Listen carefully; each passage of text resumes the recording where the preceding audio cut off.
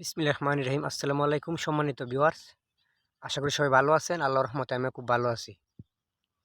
আপনারা জানেন যে বর্তমানে মনে করেন যে একটা অবস্থা মানে গৃহস্থী না করলে মনে করেন যে চলতো না। যেমন গৃহস্থী মরে মনে করেন যে প্রধান হিসেবে ধান একটা ফসল। আর আমরা মনে করেন যে সিজনে দুইটা ফসল করি, একটা হচ্ছে আগুন না, একটা হচ্ছে বুড়া। আর বর্তমানে জানেন যে বর্তমানে হচ্ছে গিয়ে আগুনের সময় যে ধান কাটতে মনে করেন যে বন্ধ 10 থেকে 15 দিন লাগে এগুলা রোদে শুকাইতে। আর এই অবস্থায় কি হয় জানেন, এই অবস্থা হয়েছে গা মানে ধান যখন রুই দিয়ে আমরা শুকাইবার লাগে দিই, তখন কি মনে করেন যে এক ধরনের একটা কীড়া আছে। এই কীড়া কিন্তু ধানটা কাটতেলা মানে এত কষ্টের পরে যদি মনে করেন যে ধানটা পুহে কাটে মানে মনটা কি মানে এই যে দেখতে পাচ্ছেন যে এই যে আমি এখানে মনে করেন যে এই যে ধান, এই যে ধানগুলো দেখতেছুন এগুলো কিন্তু পুহে কাটছে এই যে মানে এই ধানগুলা মানে কীড়া কাটতে লাইছে মানে মনটা কিন্তু আসলেই মানে না।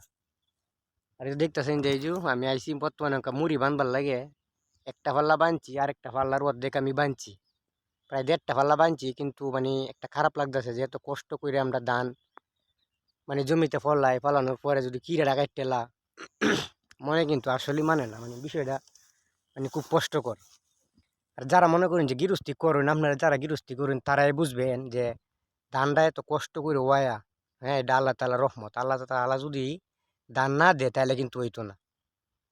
কিন্তু এই যে আমার হাতে যে ধানগুলা দেখতেছুন যে এই ধানগুলা মানে এক কানি ক্ষেত করতে একটা কৃষক ভাইয়ের সব মনে হয় যে 10 থেকে 12-13 হাজার টাকা খরচ হয়।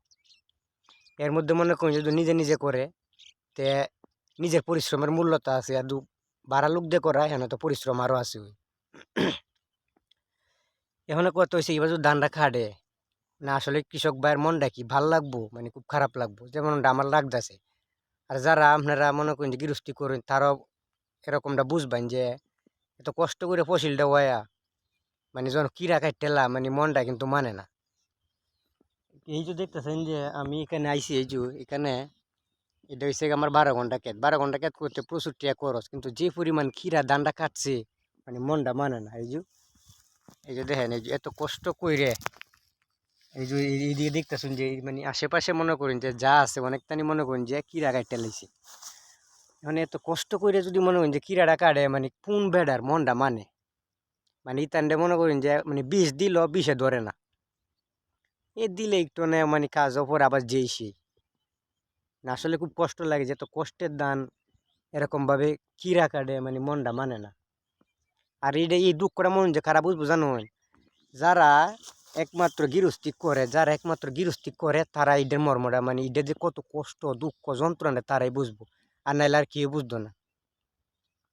মানে একটু ফসিল হইতে একটা কৃষক ভাইয়ের মনে করুন যে শরীরের বাইনে বাইনে রগে রগে আড্ডি আড্ডি খবরও যে সার দেওয়ার সময় সার না দিতে পারলে তার মনে মানে না, অবশ্যই সার দে। কিন্তু এই যে কাইটে তৈলা হে মানে 10 থেকে মানে সপ্তাহের উপরে লাগে যে এই ধানটাই দিয়ে হইতে যে শুকাইতে, এই শুকানি মারে খাড়া অবস্থায় আবার শুধু শুকানির সময় না, গাছটা দিয়ে সময় মারির মারে একদম জ্যান্ত গাছটার মতন দাঁড়ায় তাহে তখনও কিন্তু ফুহে কাটে।